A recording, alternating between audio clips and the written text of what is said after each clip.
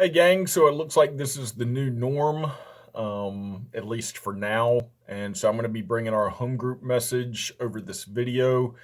Just kind of bear with me. Allergies. It's not coronavirus, I promise you, but allergies and that sort of thing. So I may be coughing or I may sneeze or something like that. In that case, you'll be tempted to say, God bless you, but I won't be able to hear it because this is a video.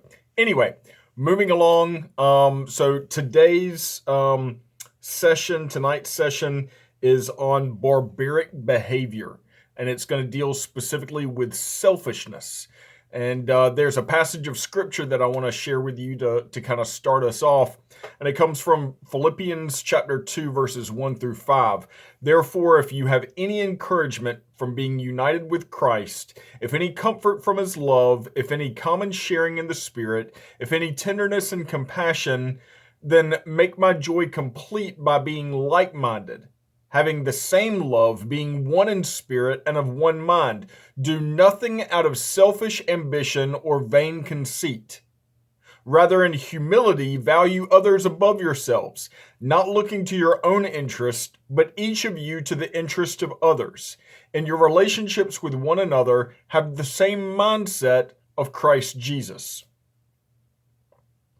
So with Saul appeased for the moment, David turned his attention to Nabal, a ruthless, self-centered barbarian with little concern for anyone but himself. Nabal lived in Maon, not far from the stronghold in which David and his men sought refuge. When David heard that Nabal was preparing a huge feast, he sent 10 messengers to ask for food. Nabal scoffed at the idea and even acted as if he didn't even know who David was. The news of Nabal's reaction so angered David that he gathered 400 of his men and set off to kill Nabal and his family. And in thinking about that passage from Philippians and thinking about this recap or this rewind of where we are, have you ever acted selfishly towards anyone or in any circumstance in your life? And truth be told, the answer, of course, is a resounding yes. I think all of us have acted selfishly in some way, shape, or form. If we have a sibling, perhaps there were things that we didn't really want to share that our other sibling had. Maybe if we weren't if we didn't have a sibling, but instead we were an only child, perhaps we acted selfishly. Perhaps we may have even been spoiled. There are other ways and other areas that we are likely to be selfish. Maybe it's with your time. Maybe you're selfish with your time. Perhaps it's your money, or maybe your talents and your skills. Maybe it's your home or your personal life. Being a minister, whenever I have that opportunity to spend time with my family, there are a lot of times that I want to be selfish because that time is a rare commodity for me. Ministers are on call 24/7. And so the time that we have to spend with our families, that's as I said, that's just a rare commodity. And so I do find myself sometimes being selfish with my time. But what about you? What are some things that you're selfish with? Feel free that after I post this, feel free to comment below on any of these questions. It'll kind of help keep the discussion going and treat this video as though we are doing it live, and it might even generate responses and banter back and forth in the comments and in the responses of this. Nabal's selfishness made it tough for anyone, including his wife, to enjoy being around him. Is your selfishness affecting the way that people respond to you? Nabal's self-centeredness was a giant in his life. He saw nothing apart from his own desires. He lived to please himself and cared little for anyone else. The people who surrounded him were there out of fear, not devotion. Sometimes it's easier to gain power by exercising our personal wills. Even though we know we are alienating our friends and families, we still respond to people in ways that degrade them and make them feel stupid. It often is excused by saying, well, that's just the way I am, take it or leave it. Or, not everybody's going to like me, but this is the way that I am. Maybe you don't see yourself as notorious as Nabal, but what are some things that you're prone to do that might make others not want to be around you? These might be habits, or these might be personality quirks that you have. I've known people in my life that tend to be overbearing, or they always feel like their opinion is the right opinion. I mean, let's be honest, church. Social media. Social media has become a breeding ground for animosity between others. If you don't agree with me, or if you don't agree with my post, then you're against me. It's not that everybody can be entitled to their own opinion. It's simply the fact that there's a black and a white. There's an A and a B, and you're either in agreement with me or you're against me. And sometimes that mindset can alienate us. It can cause others not want to be around us because of the selfishness that comes out in us wanting to share our take on things. I'm going to be reading from 1 Samuel chapter 25, verses 14 through 38. Then David moved down to the wilderness of Maon. There he was a wealthy man from Maon. I'm sorry. Let me start that back over again. Then David moved down to the wilderness of Maon. Nope. I'm fast forwarding. I'm sorry. I'm starting in verse 14, getting ahead of myself. Meanwhile, one of Nabal's servants went to Abigail and told her, David sent messengers from the wilderness to greet our master, but he screamed insults at them. These men have been very good to us, and we never suffered any harm from them. Nothing was stolen from us the whole time that they were with us. In fact, day and night, they were like a wall of protection to us and the sheep. You need to know this and figure out what to do, for there is going to be trouble for our master and his whole family. He's so ill-tempered that no one can even talk to him. Abigail, his wife, wasted no time. She quickly gathered 200 loaves of bread, 2 wineskins full of wine, 5 sheep that had been slaughtered, nearly a bushel of roasted grain, 100 clusters of raisins, and 200 fig cakes. She packed them on donkeys and said to her servants, Go on ahead, I will follow you shortly. But she didn't tell her husband Nabal what she was doing. As she was riding her donkey into a mountain ravine, she saw David and his men coming toward her. David had just been saying, A lot of good it did to help this fellow. We protected his flocks in the wilderness, and nothing he owned was lost or stolen. But he has repaid me evil for good. May God strike me and kill me if even one man of his household is still alive tomorrow morning. When Abigail saw David, she quickly got off her donkey and bowed low before him. She fell at his feet and said, I accept all blame for this matter, my lord. Please listen to what I have to say. I know Nabal is wicked and an ill-tempered man. Please don't pay any attention to him. He is a fool, just as his name suggests. But I never even saw the young men you sent. Now, my lord, as surely as the Lord lives and as you yourself live, since the Lord has kept you from murdering and taking vengeance into your own hands, let all your enemies and those who try to harm you be as cursed as Nabal is. And here is a present that I, your servant, have brought to you and your young men. Please forgive me if I have offended you in any way. The Lord will surely reward you with a lasting dynasty, for you are fighting the Lord's battles.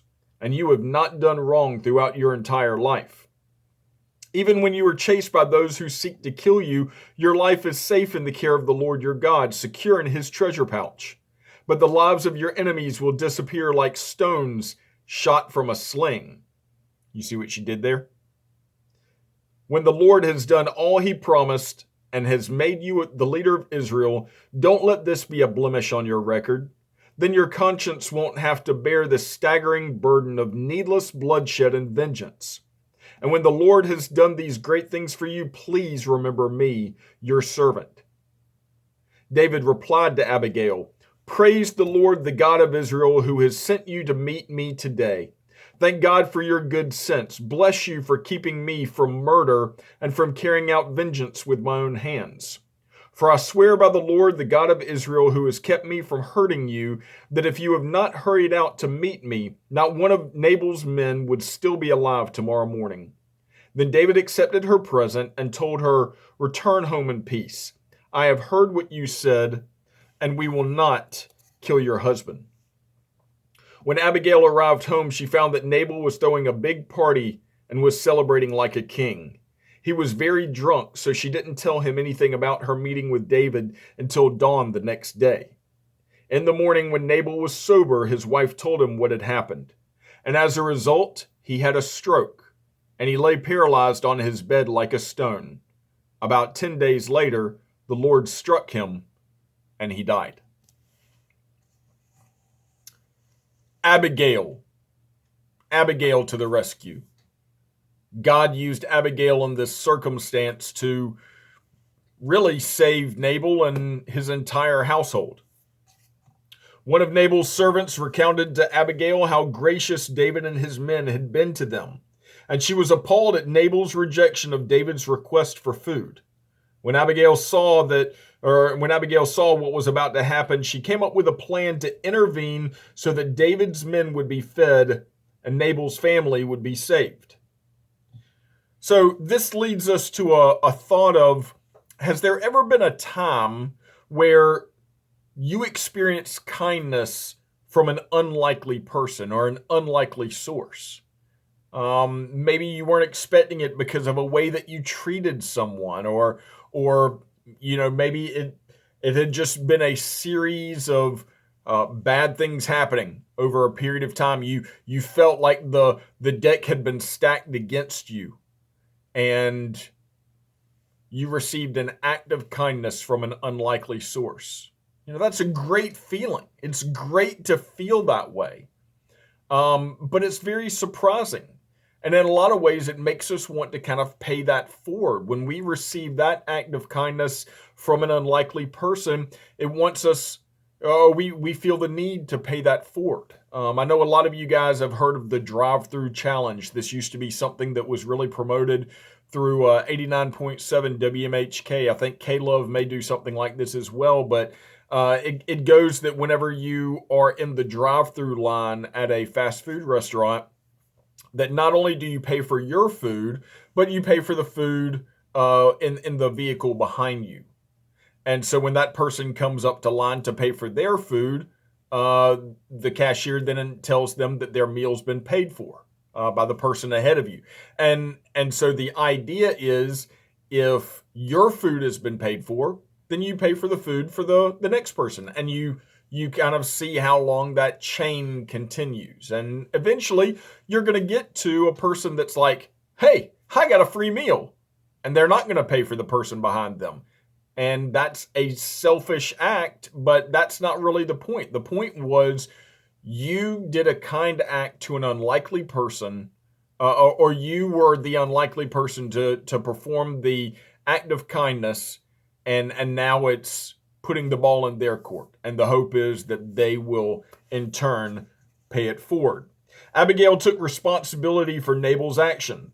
And when it comes to difficult situations, you are more likely to blame someone else or take personal responsibility, even if someone else is at fault. Are you that person? Are you more likely to blame someone else, or do you take personal responsibility even if someone else was at fault? Which one are you? Or maybe you're a little bit of both. Maybe it depends on the circumstance.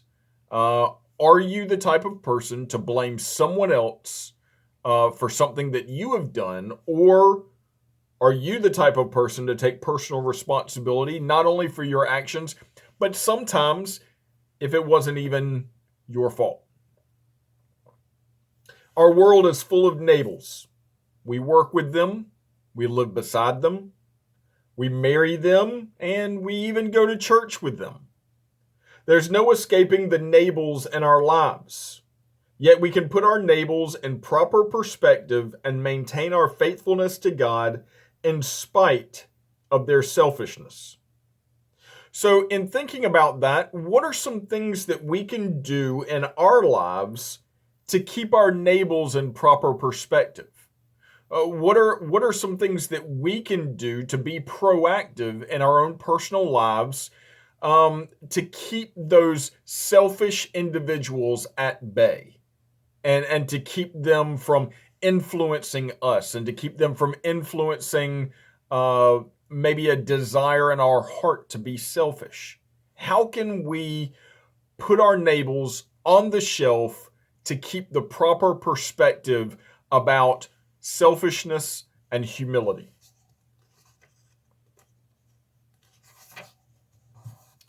Christ lived the life that we could not live and took the punishment that we could not take to offer a hope that we cannot resist.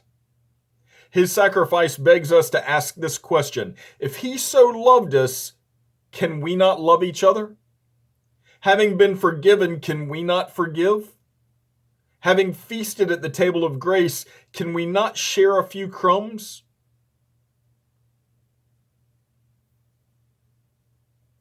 Do you find your neighbor interaction hard to stomach?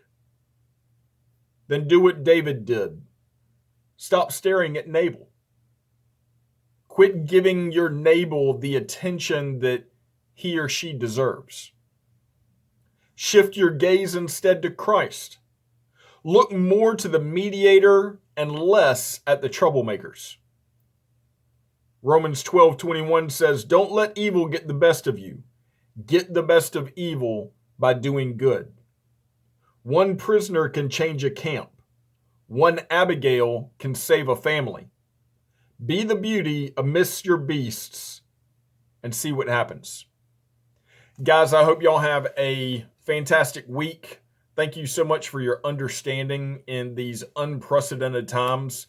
I don't think any of us could have ever figured that something like this would ever happen on U.S. soil. Maybe that's naive in our thinking, but thank goodness for technology. Thank goodness for the opportunity to record a video or use Facebook Live or something like that to be able to do similarly what we would be doing in the sanctuary. I'm going to be again, use the comment sections below and to answer some of these or to talk about some of your own experiences with dealing with selfish people and how you look to Christ to overcome those obstacles, those giants, those Sauls, those Nabals in your life. Comment below. That's how we're going to continue this discussion. That's how we're going to continue to use this as the new norm, at least temporarily. I'm also going to be posting some music videos that have been kind of speaking to my heart over the last few days. Let these music videos be a time just to kind of watch the video and listen to the words, or some of them are lyric videos and you can follow along with the words. And just take those times as we would if we were standing in the sanctuary and focus on what God is saying through these songs and maybe even what he's saying to your heart as well. Pray during these times, meditate on these times, and take these times at home with your families and with your kids. Take these times to sit down with them in front of the Word and just to go through the Word and read the Bible together. Take these times to have them gathered around you as you either listen to my voice or Henry's voice and you listen to these songs and talk about these topics together. Just because we are limited in a lot of capacities doesn't mean that we're limited with our families, and doesn't mean that we're limited, and definitely doesn't mean that God is limited throughout all of this. As we talked about last week, God is in control. God has a plan. We don't know what that looks like yet, but we know that God is in the works in this. So continue to trust in God. And we will catch up with you guys a little later. Love y'all. Bye.